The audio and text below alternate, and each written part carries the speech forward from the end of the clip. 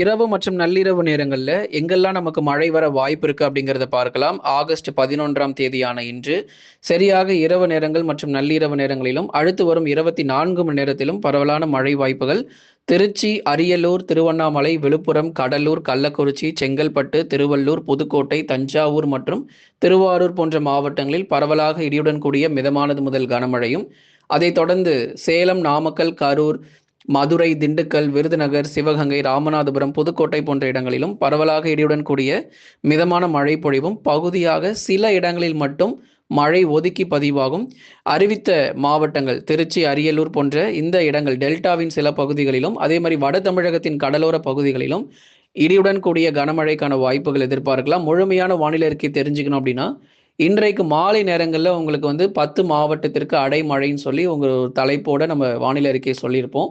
அதில் போய் கேளுங்க. ஊர் பேரோட உங்களுக்கு மிக தெளிவாக அதில் நம்ம சொல்லியிருக்கிறோம். கேட்டு பயன்பெறுங்க. மழை வாய்ப்புகள் நாளை மற்றும் நாளை மறுநாள், அதற்கு அடுத்து வரக்கூடிய நாட்கள் மழை வருமானு தெரிஞ்சுக்க ஒவ்வொரு நாளும் காலை நேர வானிலை அறிக்கை கேட்டு பயன்பெறுங்க. லைக் பண்ணுங்க, மறக்காம சப்ஸ்கிரைப் பண்ணி சப்போர்ட் பண்ணுங்க.